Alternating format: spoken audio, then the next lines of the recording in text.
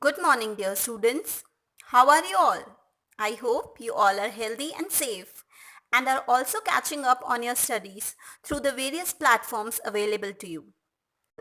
And for this, I extend my gratitude to RO Jabalpur for providing us teachers this wonderful opportunity to connect with our dear students across the region. So, let us proceed to our topic. P.B. Shelley has rightly said, poetry lifts the veil from the hidden beauty of the world and makes familiar objects be as if they were not familiar. This means that poetry has the power to introduce to us the beauty of the things which were till now very ordinary and commonplace for us. It gives our eyes a new perspective to see the things differently and appreciate the beauty, the loftiness in those things. And to enjoy and appreciate poetry, it is very essential to understand the various poetic devices that have been used in a poem. Poetic devices are tools that a poet can use to create rhythm, enhance a poem's meaning, or intensify a mood or feeling. They infuse literal meanings, that is, actual meanings of the words in the poems, with figurative meanings, that is, the implied meanings, the deeper hidden implications in the words of the poem, and thus act as ornaments to a poem. So, children, in today's class, we are going to go through some poetic devices that are frequently used in the poems that are in our syllabus, and I'll illustrate the meanings of these devices to you through examples from our textbooks. So let's proceed. So children, the first poetic device that we are going to study today is alliteration. In alliteration, a series of words or phrases usually starts with the same consonant sound. In simple words, you can say that if in a given line of a poem, in most of the words, the same consonant occurs in the beginning, then it may be called alliteration. Because when you read that line aloud, the same consonant sound would be produced again and again. You can see the examples here. And no one buys a ball bag. Money is external. This line is from the ball poem. So here, buys a ball bag. The sound of consonant B is repeated. Then again we have, because it was grassy and wanted wear. Oh, I kept the first for another day. These lines are from the poem The Road Not Taken, and wanted wear, first for. The consonants W, consonant sound W, and consonant sound F have been repeated. Belinda was as brave as a barrel full of bears. The tale of Custard the Dragon. B sound, the consonant sound B has been repeated in these lines. So you can see it's not necessary that all the words should come together. They can come after some words, like in the last example. But if in a given line, the consonant sound, a particular consonant sound has been repeated, then it is a case of alliteration. The next poetic device that is similar to alliteration is consonance. In consonance also, there is a repetition of consonant sounds. But there lies a difference between alliteration and consonance. And the difference is that in alliteration, the repetition of the sounds occurred in the beginning of the words. While in the case of consonance, this repetition occurs either at the end of the word or in the middle of the word. Have a look at the examples to make the concept clearer. Suddenly they heard a nasty sound, and Mustard growled, and they all looked around. So these lines from the poem, The Tale of Custard the Dragon, are a good example of consonance. Here you can see that the consonant sound D has been repeated somewhere in the middle and somewhere at the end of the words. The next example from the poem The Duck and the Kangaroo, which fit my web feet neatly. So the consonant sound T has been repeated. Another example from A Legend of the Northland. And he said, you are far too selfish. So are and far, these consonant sounds have been repeated. In alliteration and consonants, we studied about the repetition of consonant sounds. And we all know that in alphabets, we have consonants as well as vowels. Now, what about vowel sounds? Students, when there is a repetition of vowel sounds in a line in a poem, then we have the poetic device assonance working on it. Look at the examples, you will understand it. I hold with those who favor fire. So here there is a repetition of the vowel sound O, and this line has been taken from the poem Fire and Ice. Of scorching and choking, again there is a repetition of O vowel from the poem On Killing a Tree. And another example, ink and blink in glee did gyrate. In this line also you can see the repetition of vowel I, so it will be an example of assonance.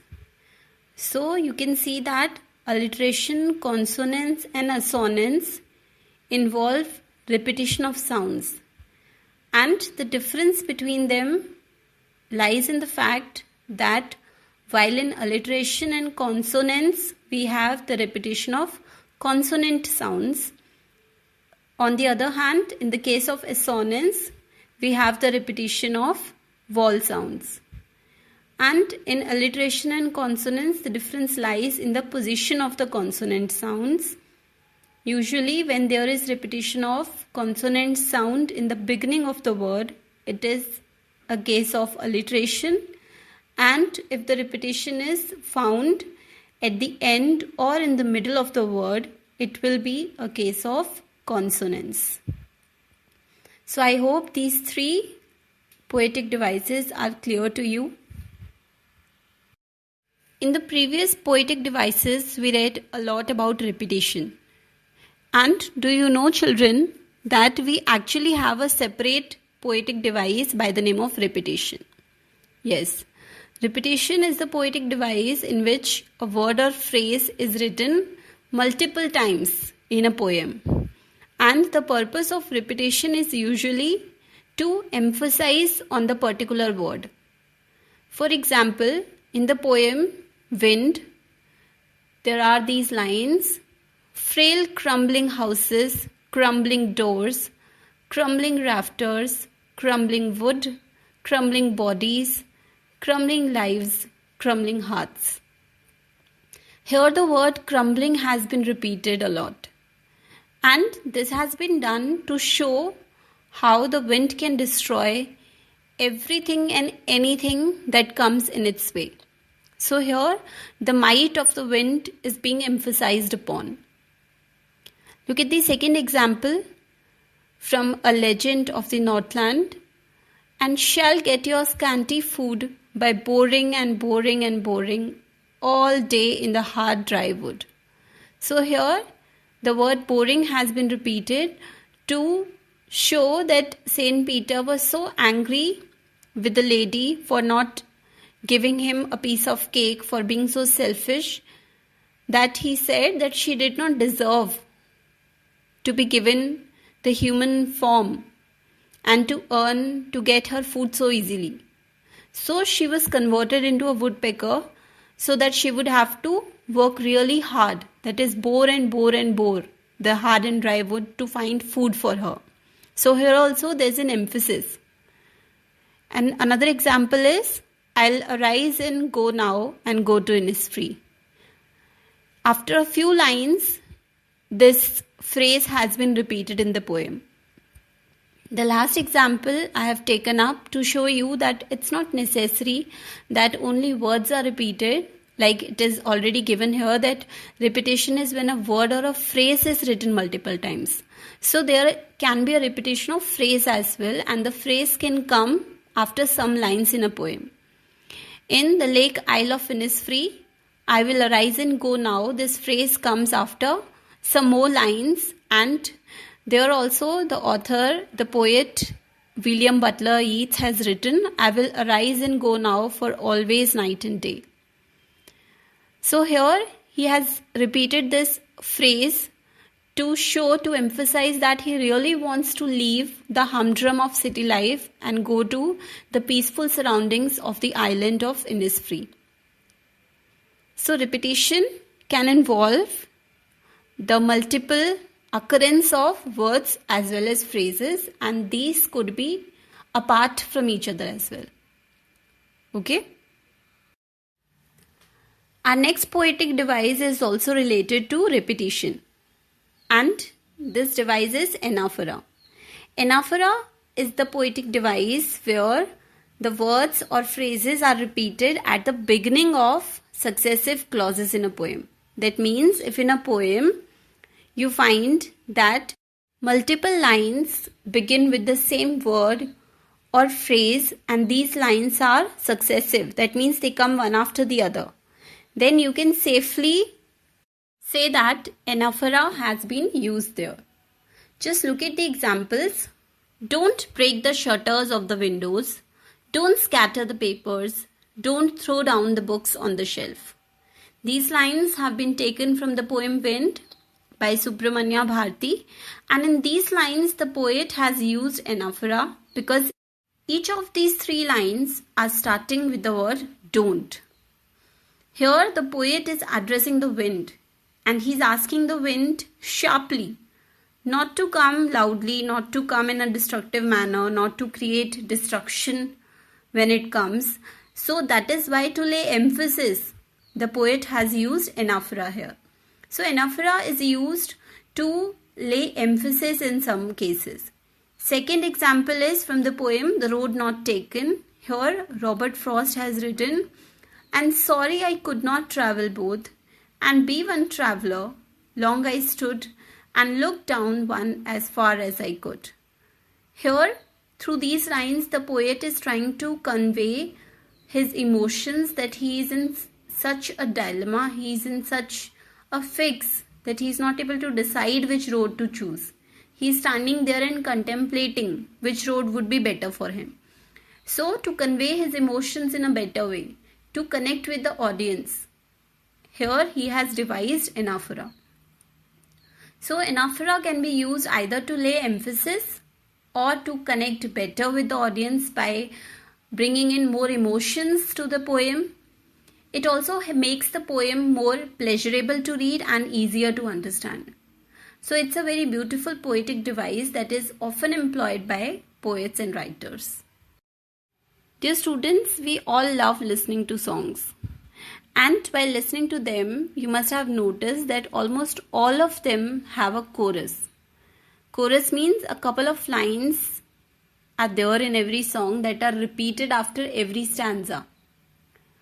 Similarly, in the case of poems also, there might be a line or a verse or a group of lines that are repeated at regular intervals in the poem after different stanzas. And they usually come at the end of the stanzas or in the beginning of the stanzas. And these lines are called the refrains. Refrain is different from repetition because repetition is not necessarily at regular interval, but refrain occurs at a regular interval. It is used to provide rhythm to the poem. The main purpose of repetition is to provide emphasis. And the main purpose of refrain is to provide rhythm. For example, in the poem The Tale of Custard the Dragon, this phrase, and a realio trulio, has been repeated in many stanzas. Okay? And in the poem The Duck and the Kangaroo also, said the duck to the kangaroo has been repeated in some stanzas. And this repetition has occurred at regular intervals. And one more thing, students, that there can be slight variations in the refrains. It's not necessary that every time the refrain is written as it is. There can be some changes in the words, but usually you'll find it very easy to identify that this particular phrase or verse has been used multiple times at regular intervals, so you can identify or mark it as a refrain. So children, some of you might get confused between refrain and repetition, but please don't be. It's very easy to differentiate between the two. Usually you need to keep in mind two important things. First thing is that if the repeated line or verse is coming after a regular interval, then it's a refrain, not a repetition. And secondly, which is the more short way to find out whether it's a repetition or refrain, you see that the line which is being repeated, whether it is adding to the meaning of the poem, like it is giving emphasis or it is making it more artistic, or it's just there to rhyme, to create a rhythm. If it is adding to the meaning of the poem, then it must be repetition. And if it is just there for adding musical effect into the poem, then it is most probably a refrain and not a repetition. So it's easy to distinguish between the two if you keep these two features of theirs in mind. Apart from repetition, children, the poets also employ comparisons to make their language more beautiful, more enhanced and appealing. And one such poetic device in which comparison is done is metaphor. In metaphor, an author compares one thing to another by stating that one thing is the other thing. The two things that are being compared or described usually share only very little in common. And except for the thing about which they are being compared, they are totally unlike each other. This concept will become clearer to you if you see the examples. The first example is taken from the poem For Anne Gregory, class 10. By those great honey-colored ramparts at your ear. So here the poet is referring to the beautiful yellow-colored hair of the girl Anne Gregory that fall at her ear and cover her ear like a wall around a fort. So the poet is stating that the honey-colored hair of Anne Gregory are ramparts, that is, the walls of the fort. So there's not much similarity between, or we can say there's no similarity between the hair and the fort, only that like the fort, the hair are protecting the face or the ear of that beautiful girl. So that is the only thing which has inspired the poet to make this comparison. Okay, look at the second example. The bleeding bark will heal, and from close to the ground will rise curled green twigs. These lines are from the poem On Killing a Tree, and here bleeding bark is the metaphor. The meaning of bleeding bark is coming of the sap from the place where the tree has been hit with the axe. And here the poet is comparing the sap that comes out of the tree with the blood that comes out of human body or animals when they are attacked with a sharp object. So this is the comparison of the sap of a tree with blood. Third example is again from the same poem, and out of its leprous hide sprouting leaves. Here the metaphor is leprous hide, and this metaphor means that the poet is comparing the uneven color of the surface of the trunk of the tree to the skin of a person suffering from leprosy. So here also there is no direct or obvious similarity between the things that have been compared, but still it's a very good metaphor and it helps us to visualize what the poet wants to convey in a very clear manner. After metaphor is the poetic device simile. A simile is a type of metaphor that makes a comparison showing similarities between two different things.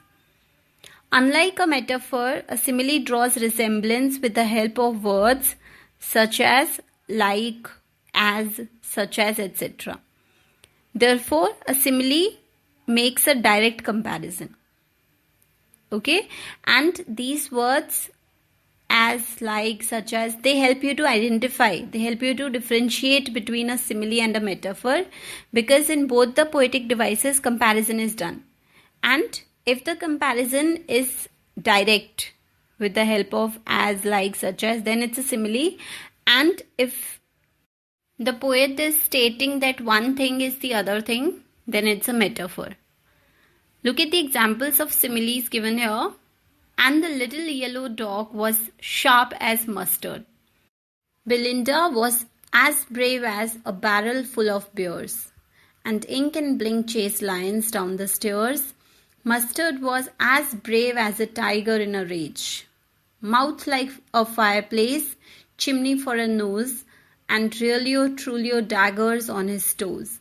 Now here, children, all these lines are from the poem The Tale of Custard the Dragon, and here the phrases that have been highlighted in yellow. These are the examples of similes. Sharp as mustard, as brave as, a barrel full of bears, as brave as a tiger in a rage, mouth like a fireplace. So you can see the use of words like as, like, etc. These words show that it's a simile that has been used in these lines, and there is obviously comparison being done. And if you have noticed, the last two lines also have the phrases underlined in blue. These phrases that have been underlined in blue, let us go through them as well and see why they are differently marked. Chimney for a nose, and Trulio Trulio daggers on his toes. Here also there is a comparison, children. Chimney for a nose. Here also it's very clear that there have been comparisons. The first phrase, chimney for a nose, compares the nose of a dragon to a chimney. Dragons are known to emit fire, to spit out fire from their mouths, and in this process smoke comes out of their nose. So that is why the nose of the dragon has been compared to a chimney. But there is not any usage of words like as or such. If it had been chimney like nose or a nose like chimney, it would have been a simile. But since these words have not been used and there is a comparison, this phrase contains a metaphor. Okay, the second phrase is daggers on his toes. Daggers means sharp knives, and the claws on the toes of the dragon have been compared to sharp knives because the claws are extremely sharp and dangerous. So here again there is no usage of words like as or such. His claws were like daggers, or his claws were sharp as daggers. Nothing of this sort is there. Directly it has been implied that the claws are daggers. So again metaphor has been used. So here I have used both the examples together to make it clear to you how to differentiate between a simile and a metaphor. I hope it is clear to you now and you'll be able to identify or differentiate between a simile and a metaphor in case you come across them in any poem. Another poetic device that is used very widely is allusion. Allusion means when an author or a poet makes an indirect reference to a figure, place, event, or idea that does not belong to the text. That means in the poem, the poet mentions about something or someone who is not a part of the poem. Okay, so let's see the examples so that we can understand it better. Belinda tickled him, she tickled him unmerciful. Ink, Blink and Mustard, they rudely called him Percival. In these lines, there has been an allusion to the knight Percival. Percival was a warrior, a knight in the court of King Arthur, and he was very brave but was a simpleton. So he was mocked by everyone. So here this allusion has been made because the three pets that Belinda had apart from Custard, Ink, Blink and Mustard, they used to tease Custard by calling him Percival. So here there has been the mention of Percival, who is not at all directly related to this poem at all. Secondly, in the poem Amanda, there has been an allusion to the fairy princess Rapunzel, who had exceptionally long hair and her hair had magic, and she was held hostage by an evil witch in a very high tower, from where she was rescued by a prince who climbed the tower with the help of her exceptionally long hair.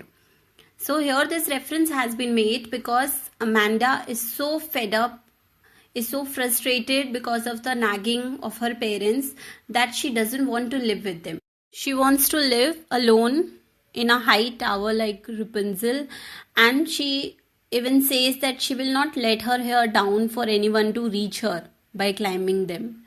So here this allusion has been made to show how strongly she, that is Amanda, resented the nagging by her parents. Sometimes to achieve a particular effect of emphasis or to make the poem rhyme better, the poets change the normal order of words. The order is reversed. This is known as inversion or anastrophe. That is, when the structure of a sentence is changed by the poet to create rhyme, this poetic license is called inversion. So in the first stanza of the poem, Dust of Snow, inversion can be seen. The way a crow shook down on me, the dust of snow from a hemlock tree. So this could have been the way a crow shook down the dust of snow from a hemlock tree on me. So here the poet has changed the structure of the sentence. Okay, and the second example is from the poem How to Tell Wild Animals.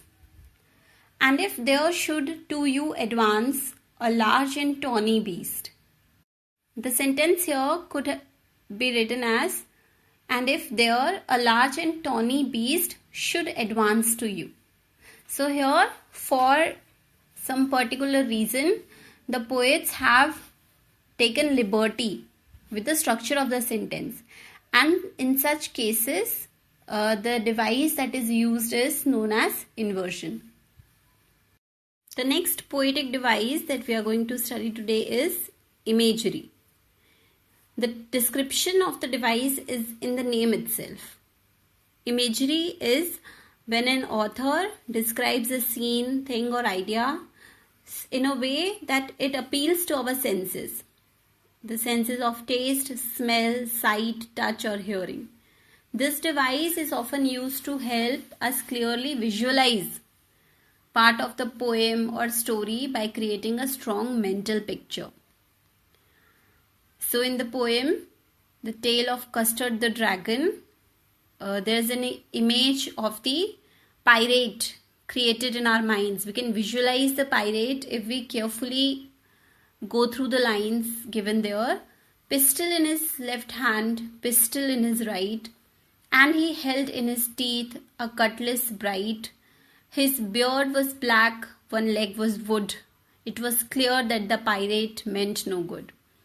So if you listen to the poem or read the poem with concentration, you can actually form an image of the pirate in your mind with the description given in these words.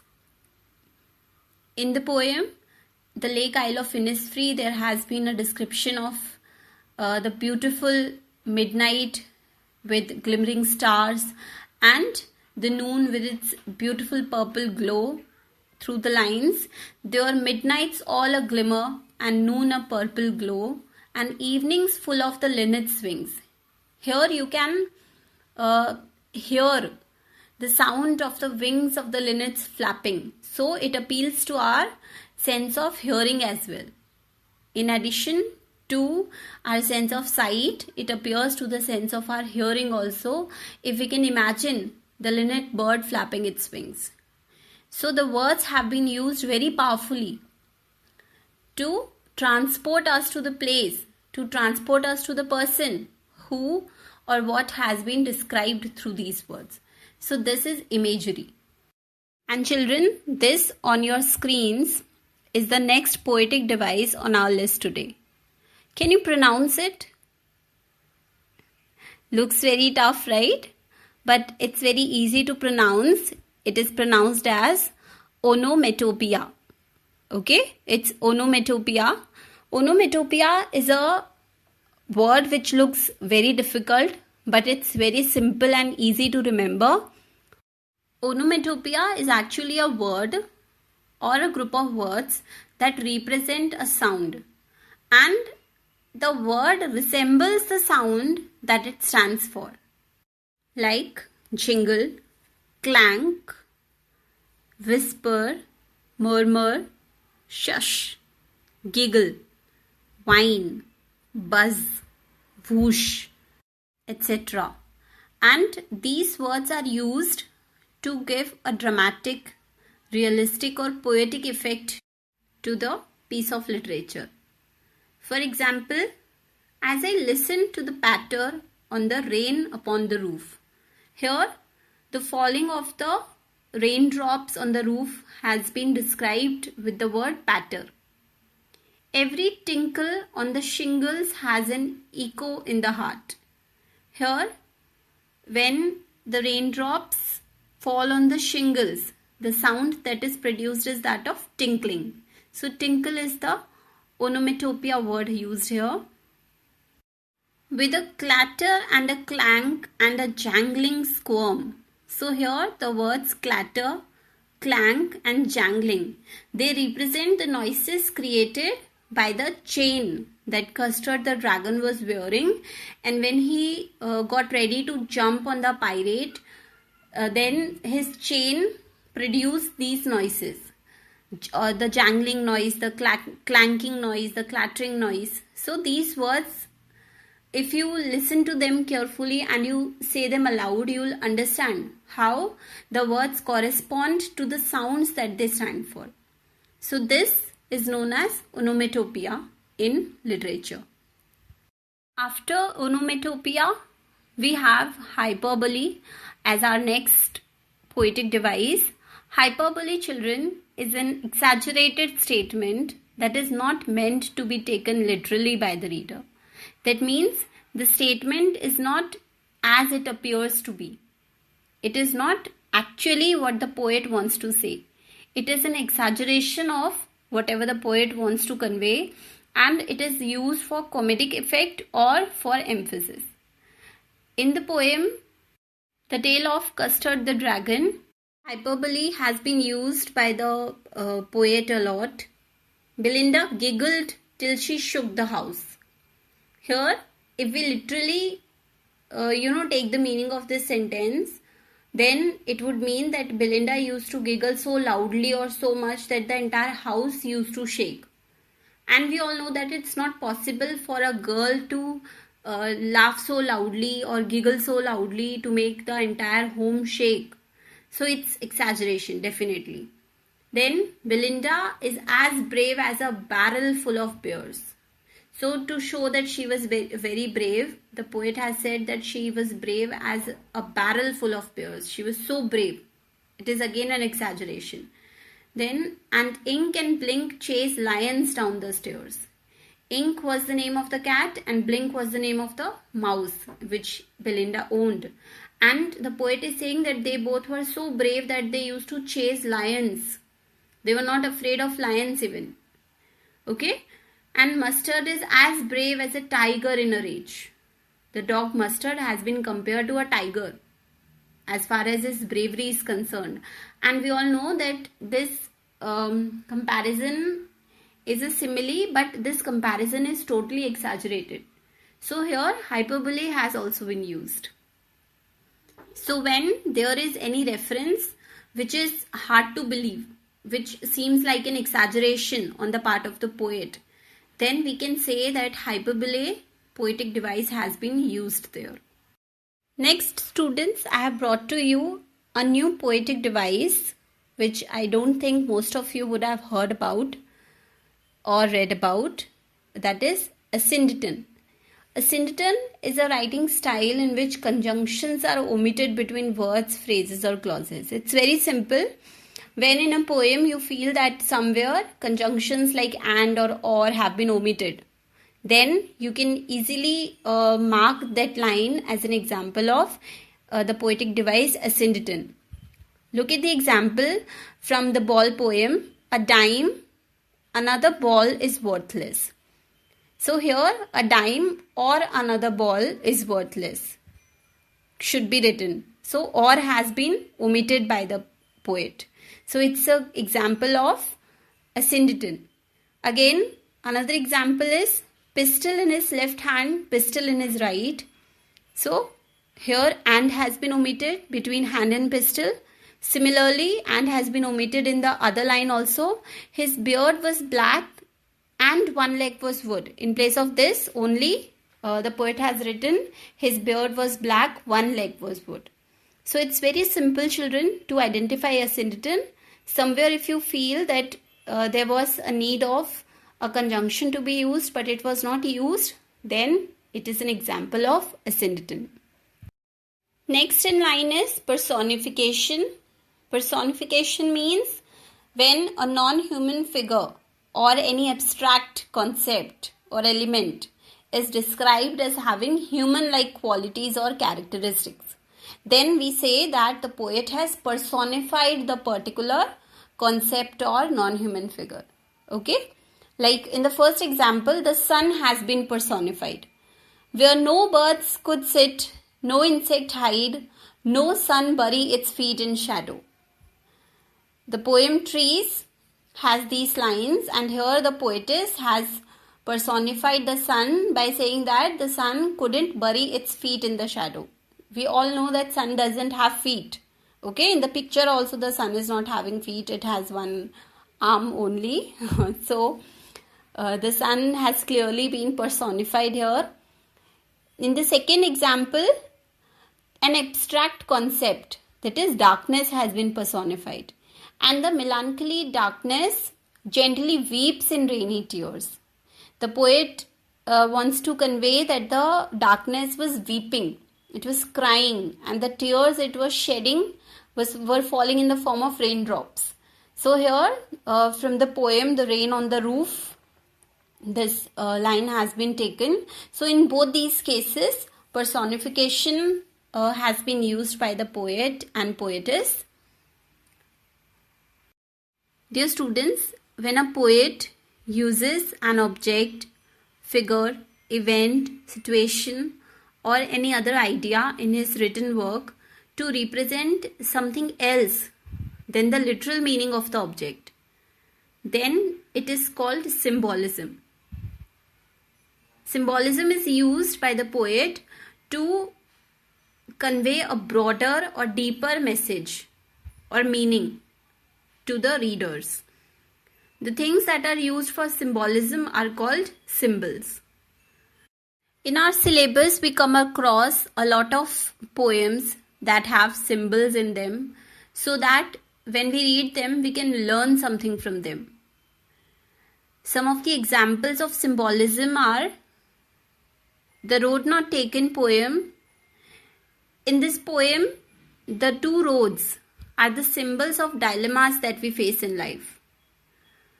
The decisions that we have to make in life, the confusions that we have while making a choice between two options that we have. These have been represented through these two roads. The wind in the poem Wind is a symbol of hardships in life. And the poet has conveyed the message that if we are strong, then we can face any hardship in our life, and if we are weak, then we'll be extinguished. Just like the strong wind extinguishes the weak fires. In the ball poem, the lost ball is a symbol of the lost childhood and other precious things that we have to sacrifice in life in order to move on. And in the poem fire and ice are the symbols of desire and hatred respectively. So in your poems, you'll find a lot many examples of symbolisms if you look carefully at what the poet wants to convey. The use of symbolism in a poem tells us that there is a deep reflective and philosophical meaning in the poem that appears to be very simple and direct on the surface. The next poetic device that is on our list is very interesting and undoubtedly one of my favorites. It is oxymoron. Oxymoron is the poetic device when apparently means seemingly, contradictory terms, that is opposite terms, appear in conjunction, that is they appear together. So in an oxymoron, the two terms that do not seem to go together at all, that seem contradictory, that is totally opposite to each other, are joined together by the poet to create a wonderful effect. Let us see the examples to make it more clear to you.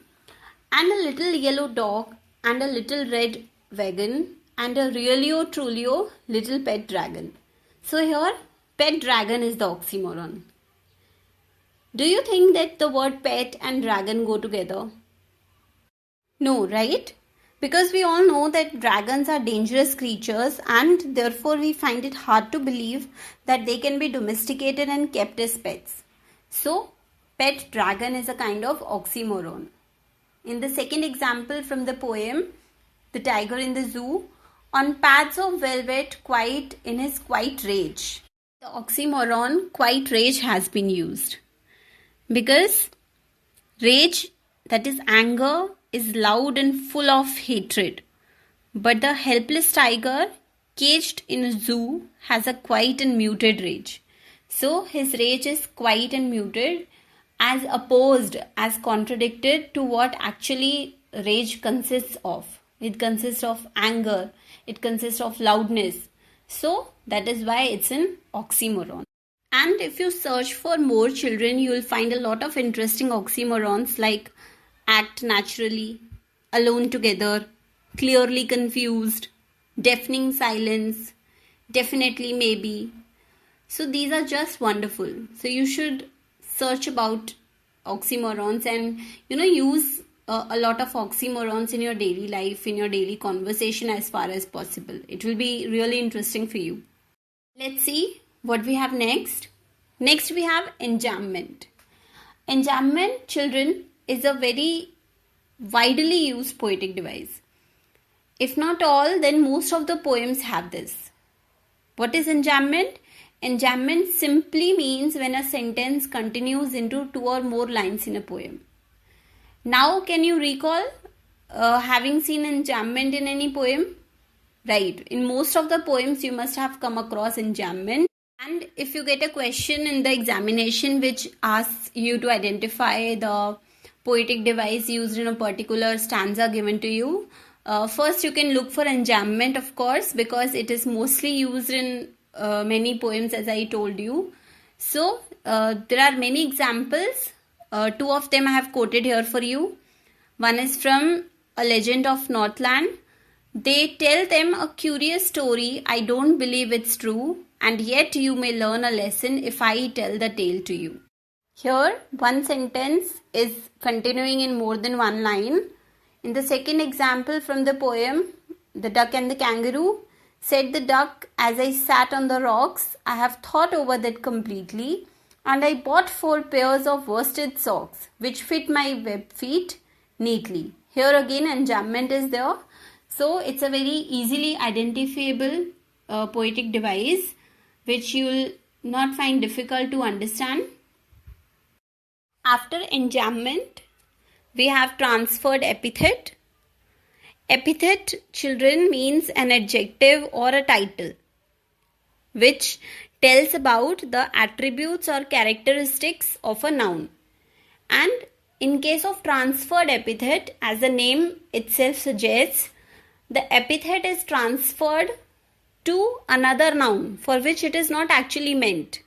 This means that the adjective is used with a noun and it is meant for another noun, which is not mentioned there. Okay?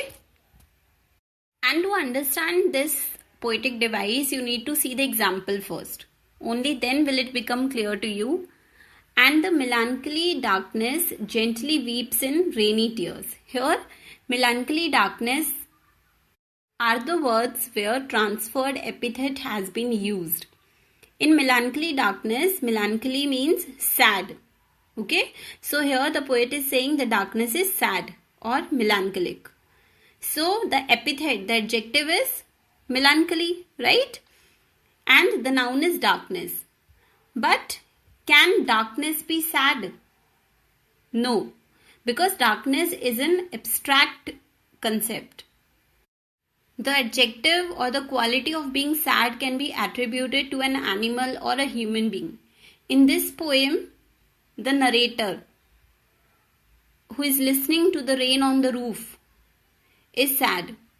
And instead of saying that the narrator was melancholic or sad, the poet has given that epithet melancholy to the darkness.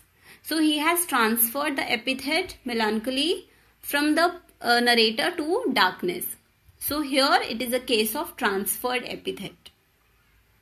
Let us see another example that will make it even clearer to you.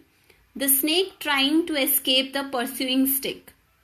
The poem is the snake trying, and here transferred epithet is used in the words pursuing stick. Pursuing means following. So if we read it at once on the surface, it will seem that the stick was pursuing the snake. The stick was following the snake. But realistically, it's not possible. The stick was not pursuing. A person holding the stick was pursuing the snake. And the poet has transferred the adjective pursuing from the person to the stick. Now I believe you must have understood what is transferred epithet. Transferred epithet in simple words means when a poet transfers an adjective from one noun to another, then it is a case of transferred epithet. Okay, children? The last poetic device in today's class is going to be irony.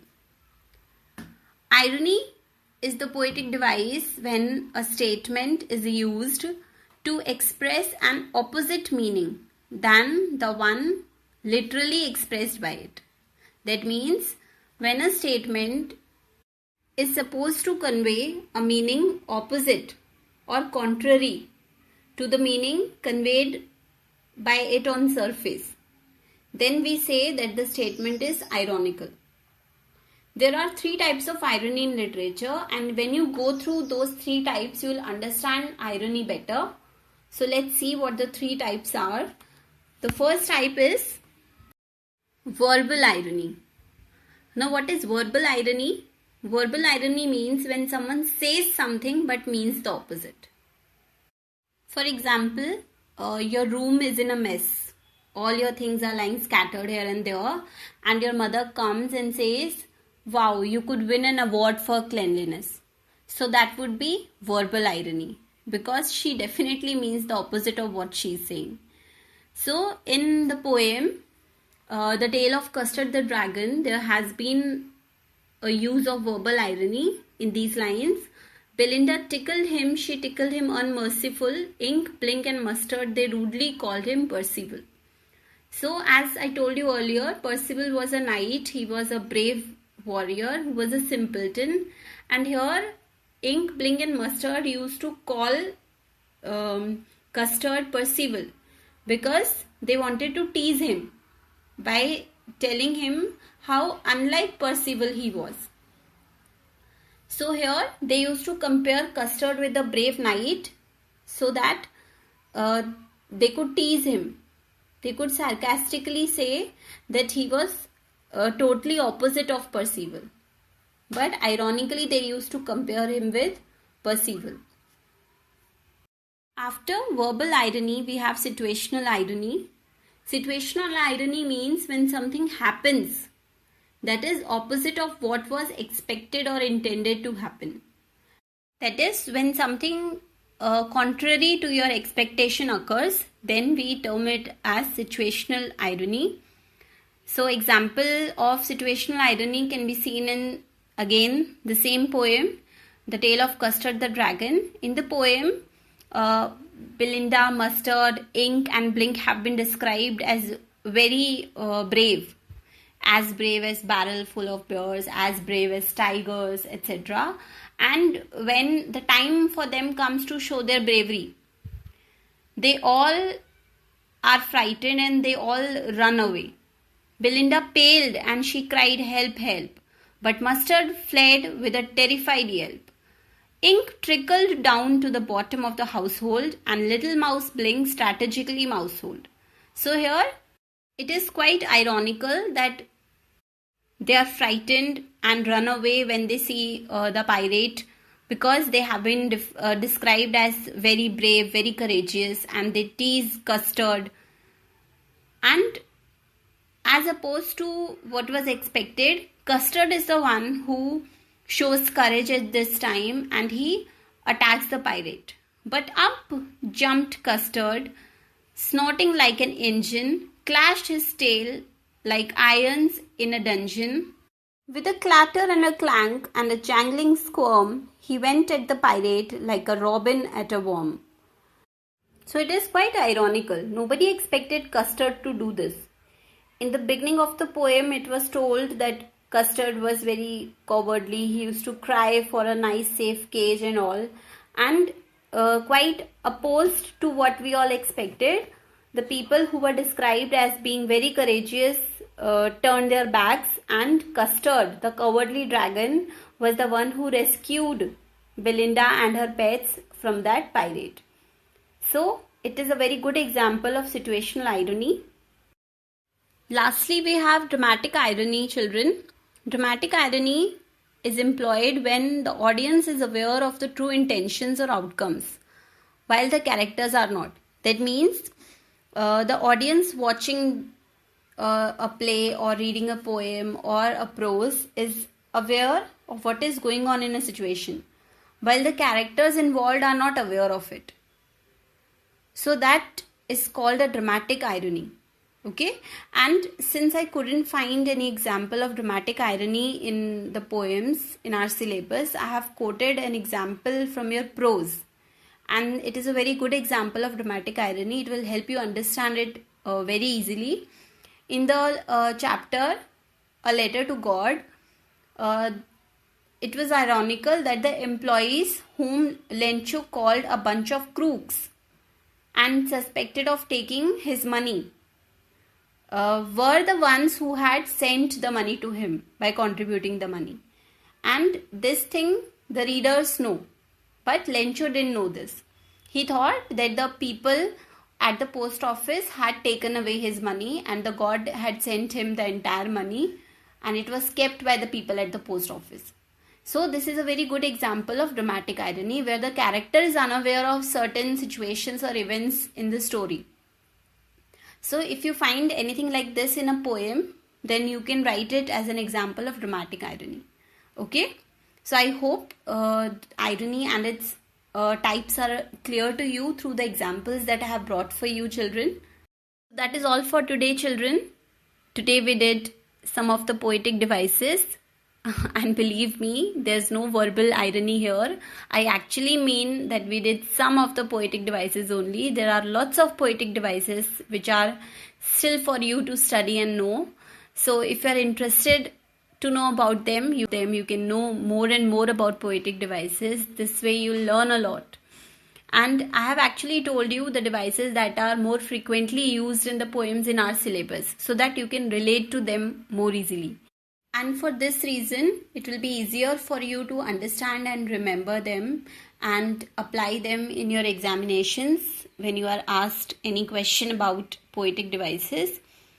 And children, poetic devices are not only useful from examination point of view, but if you are an avid reader, a lover of poetry and books, then you need to know about the various literary devices, because these devices help you to understand the deeper meaning that the poet has tried to convey and they add texture, energy, and excitement to the poem, and they help you to grasp the hidden meaning of the poem as well, its central theme, its main idea. All this can be understood only if you are aware of the poetic devices that have been employed by the poet. So, on the basis of all this, we can say that poetic devices are jewels that add beauty, value, and meaning to a poem. And I have used a metaphor here. And on this note, I thank you all for attending today's class, and I hope you enjoyed it. Thank you, children.